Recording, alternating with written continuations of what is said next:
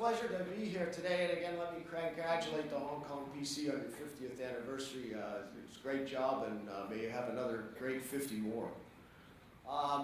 Today I want to talk about the Boston-Cambridge MedTech ecosystem and describe a little bit about what we have around MIT. And then I'll go into talking about sort of how we've organized ourselves at MIT to take advantage of this up-and-coming MedTech type of devices.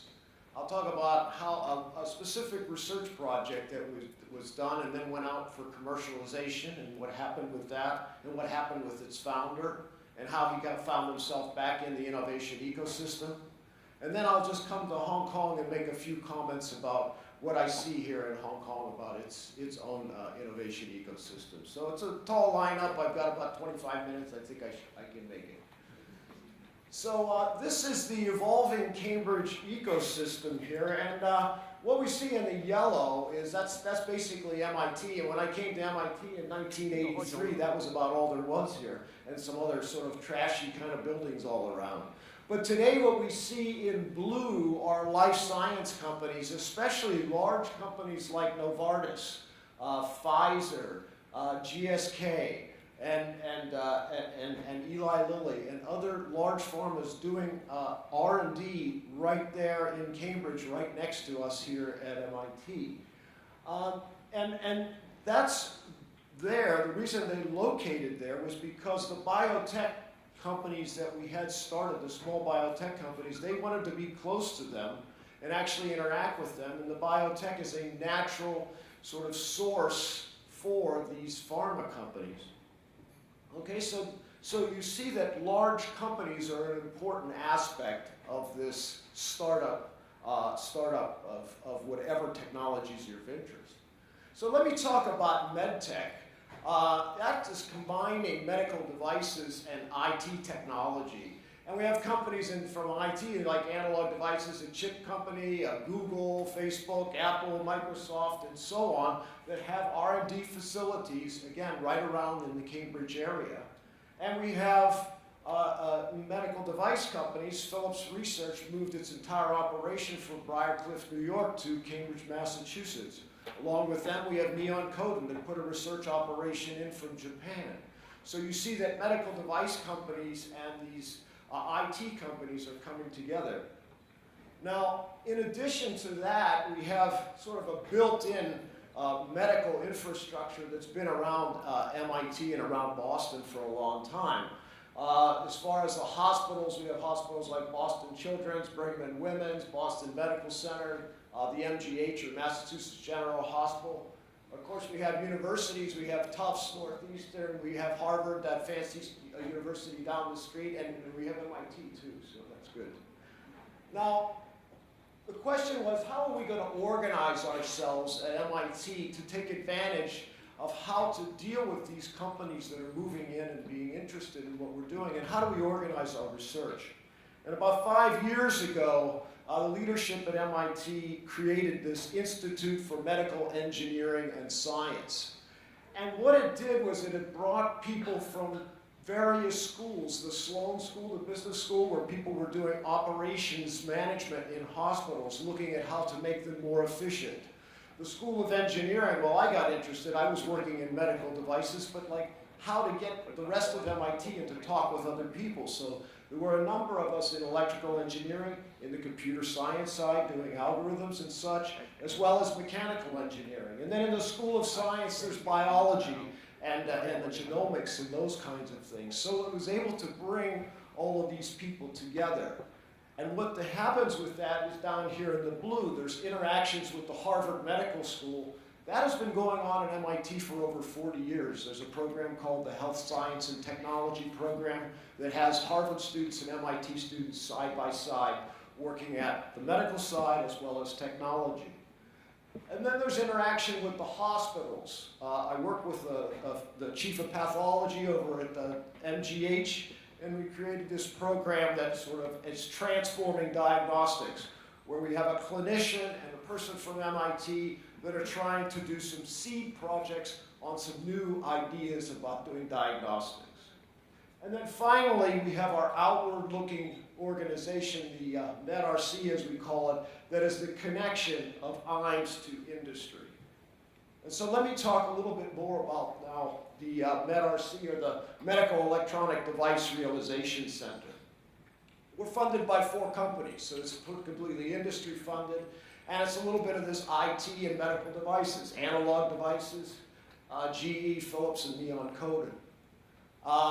The way we're organized is, you could just basically have listened to Derek's talk, and it's the same thing.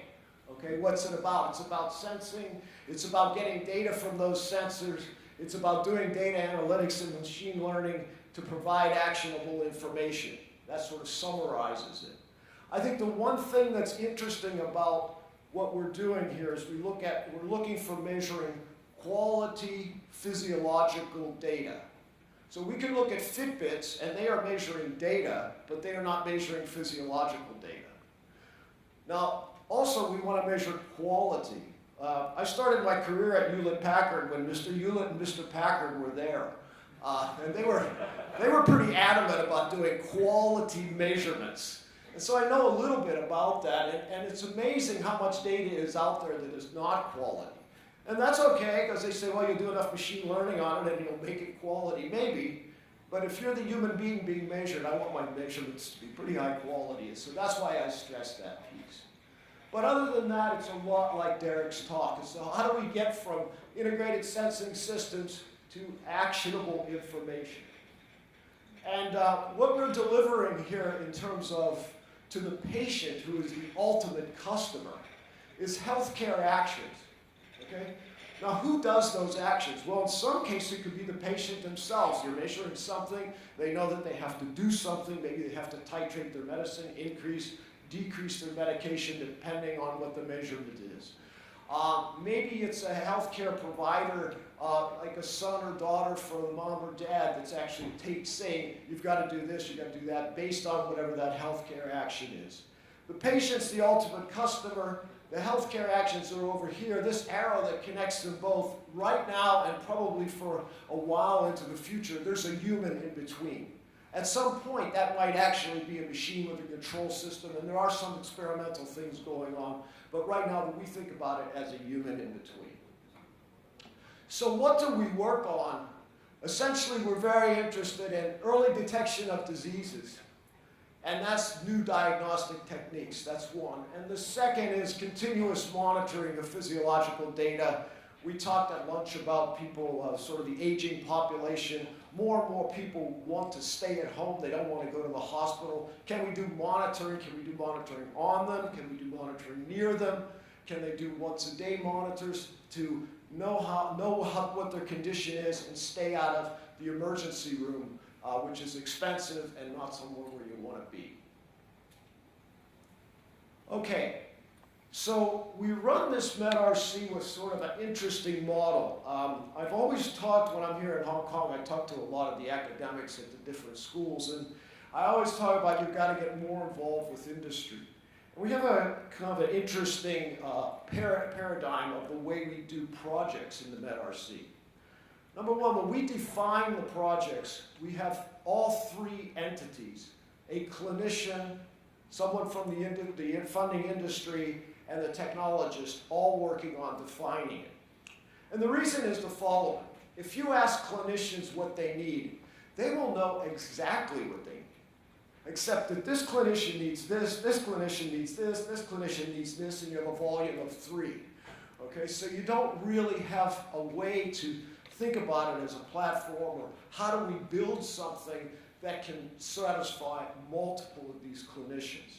That's where the industry comes in. They generally are a little more knowledgeable, but we've got to figure out how to connect these clinician ideas. And then finally, the technologists, they're kind of the craziest. That's something that I do also. But any technologist will tell you, my technology will solve anything in the world. So just tell me and we can put it in. But the problem is it may not go in very nicely, and in fact, sometimes it's just not the right technology.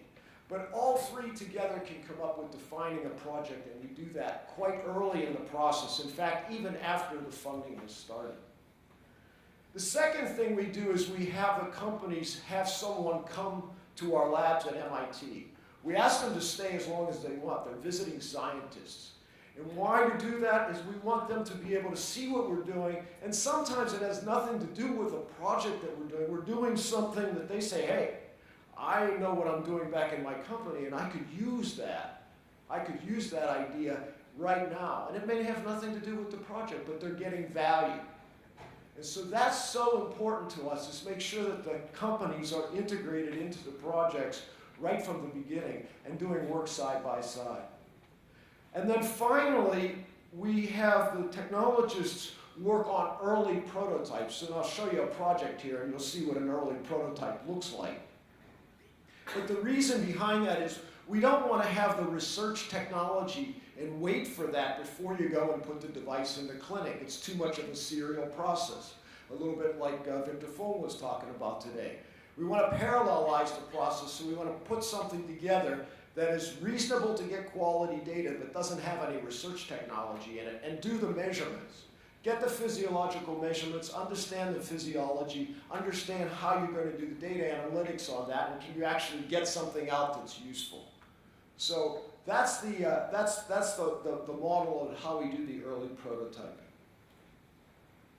So, well, here's a picture of an early prototype. It's on one of my students' ears here.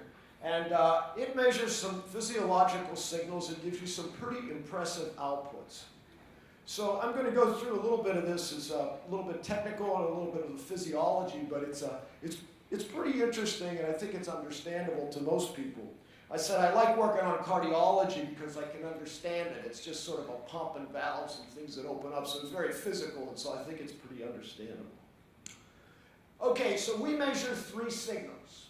We measure the electrocardiogram. Everybody's seen one of those. You know, it's the big spike that comes up. And we will just say that that big spike is a nice timing signal.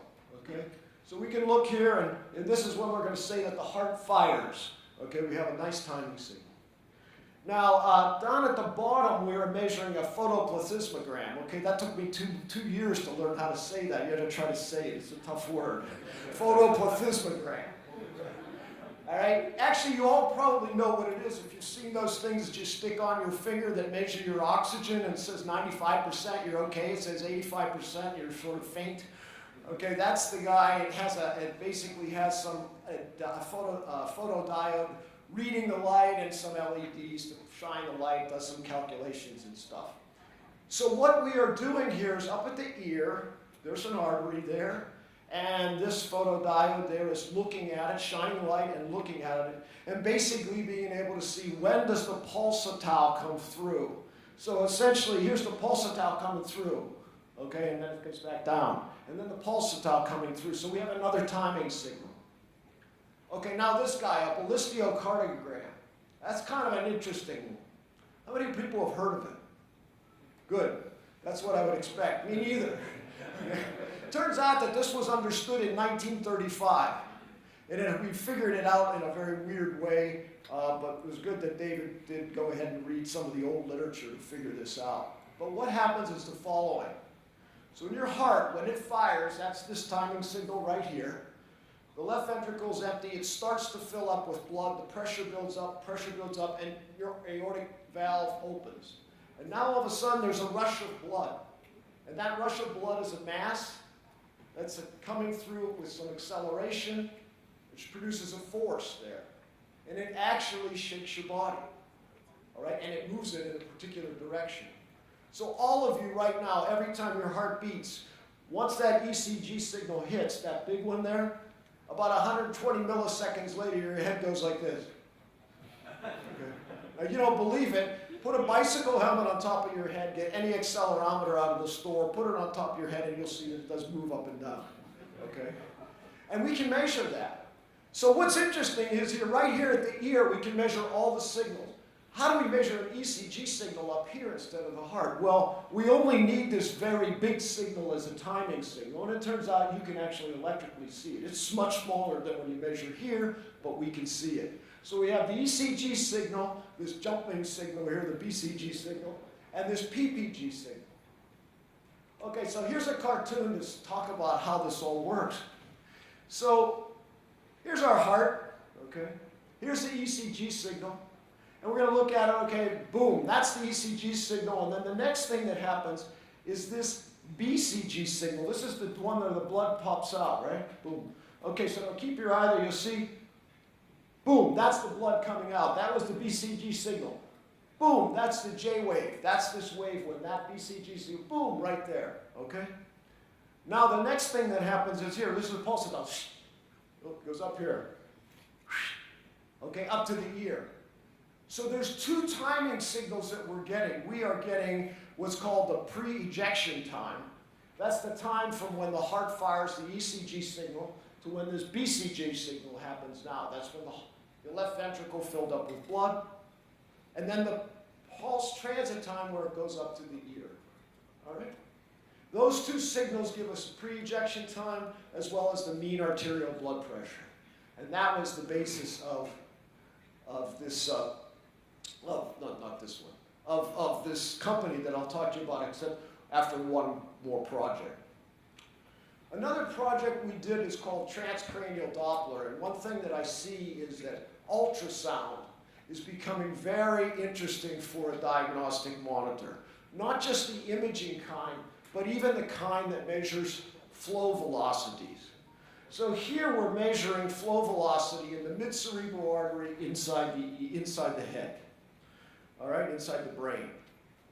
The way it's done right now is a nurse practitioner or something has a, well, we can use this as the ultrasound, has this, and basically it's a single transducer and fires an ultrasound wave inside your brain, and then it reflects off of that blood flow. And what it gives you is a Doppler shift.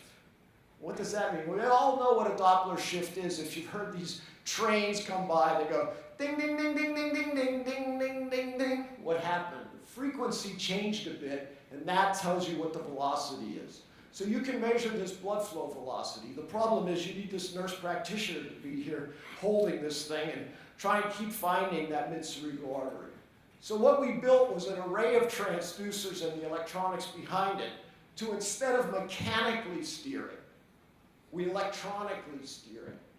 And now you can, with the shrinking of the technology, with the electronics and the array transducers, can build something along this lines where you actually wear it and to be quite small. We didn't take the engineering all the way down to here, but we demonstrated the concepts with this and went into the clinic with this off-the-shelf parts transducer. Okay, so now let me talk about what happened with this vital signs monitor. So David He, a PhD student, took this out. Here's a picture of David. He was 28 years old when he started this company, one of these technology review, top 35, under 35. And here's some newspaper articles about what happened with this company, Qantas. In 2012, this watch could finally get your blood pressure under control. So what they did was they took all this electronics and the stuff that we were working on and put it into a watch. By 2014, things were really flying. 19 million for healthcare wearables that go beyond Fitbit. So they had raised 19 million, and going beyond Fitbit just meant that they were doing physiological measurements rather than just wellness measurements. But then finally, look out, CEO switch, job cuts at Cambridge startup working on wristband to track hypertension in 2015. And what happens? Well, the company closes, and what does David do? Well, he goes to Verily. Verily's one of the alphabet companies in Google that does healthcare devices. And he goes ahead and builds a study watch in about a year from a lot of the knowledge that he got from the startup company. So back to Victor Fong's point about failing. You know, there really isn't such a thing. You learn something from it, and you move on. But the thing that I wanted to get across here is the reason that Dave could move on was that there were big companies to go to. Well, they were providing landing spot. So let's talk about startup ecosystems, okay? And that's basically, I'll refer to things that were going on in Cambridge that I know something about, and also in Silicon Valley, and then I'll extrapolate to Hong Kong and get off the stage. All right, so vibrant startups, what do you need? World-class universities. That's pretty straightforward. What's good about universities is we take talent in and we push it out, okay? It doesn't stay there forever. So we keep getting more talent. Okay, that's good, and we do some research, all right? So both of those are pretty reasonable. You need an investment community, everybody knows this, okay? So you need a variety, so you need some people that are doing small money, high risk, big money, low risk, and something along those lines. And startup infrastructure is pretty nice to have. Things like collaboration spaces, making spaces, incubator spaces.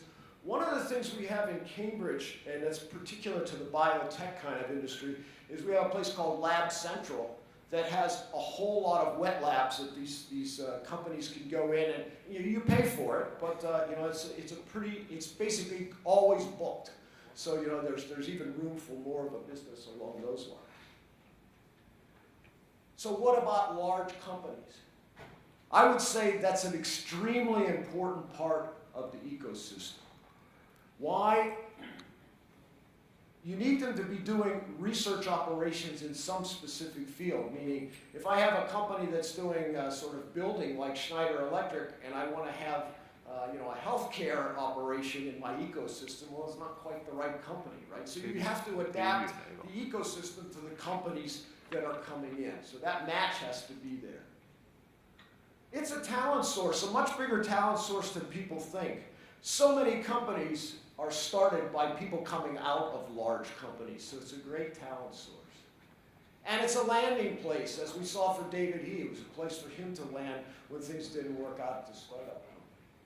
So how does this fit together? Well, I was in Silicon Valley in the 70s. I worked for Hewlett-Packard. It was one of the big companies. So was National Semiconductor and Fairchild. I mean, Intel came out of Fairchild, okay? So all of Silicon Valley really had to high dependence on these large companies, on the talent, as well as the principles of senior engineering and senior management. And you see the same thing. That's the same story I told you in Cambridge for BioTech, with the pharma companies coming of Novartis, Pfizer, or Sanofi. Okay, so here's an interesting picture. I said, let's talk about Boston this whole time. I mentioned the Hong Kong Innovation Node. This is on our website. You'll see Boston here. Somehow we merged Boston into Hong Kong. This is either the Charles River or the harbor. I don't know which one. We sort of mixed those together too, but it's a pretty cool picture. Anyway, that's my advertisement. Let's go to Hong Kong and talk about Hong Kong's startup ecosystem. Okay, so it could be a little controversial or maybe not, but I'll tell you at least what I think after being here, coming here for a little over 25 years. World-class universities, investment community, and startup ecosystem. I'll claim they're all here. The density of universities here, the quality of faculty and students, pretty good. Investment community wasn't here 10 years ago, but it seems to be coming along at this point. And startup ecosystem, Nick Young isn't here anymore, but he always told me, now we have 50 of these collaborations. Now we have 65 with accelerometers, so it's Hong Kong, it's growing. There's plenty of them here. What's missing? The large companies. There really isn't a density of large companies that have research operations in a longer-term view. And we know that's a pretty important piece of the puzzle. And so I've been thinking about how to work on that for a long time, and it's a tough problem. But I think it's one that has to be attacked in order to get a innovation ecosystem really running in Hong Kong. What area? Well, lots of people could talk about potential areas, but certainly there's a possibility with the medical academic centers that are here at CUHK and Hong Kong U and other of the hospital authority around here. It's a place that probably could get some of this organized. But again, that's something that I'm very interested in, so maybe I'm biased. But what I would say is that Hong Kong does have an opportunity to join into this innovation ecosystem. But what it must do is it must figure out how to attract some large companies in a specific area. So with that said, here's lots of advertisements about Boston. Well, Boston is recognized as a place where the future is being built. Now, I used this slide because worked at Silicon Valley, I went to Berkeley, and all my friends at Berkeley say nothing happens in Boston, everything's in Silicon Valley, so I want to spend a little time saying a few good things. Riding the wave of the Internet of Things, GE could make the region an epicenter for smart, connected product. Philips, it's important to be where we can attract the best talent and have truly joint research projects where we can live and breathe the atmosphere of a great innovation hub. Novartis, when it comes to attracting innovation, the Boston area is one of the world's most vital resources for a number of industries, especially healthcare. This is a city, no different than other cities, okay? But it does have an ecosystem now, and it really didn't many years ago. Here's a few more, all right? I think that's probably enough. But it's all about large companies. It's all about having large companies, and here's a whole bunch that are around both Boston and Cambridge. So with that, I'll stop. Thank you for listening, and I hope I brought you a little bit of entertainment.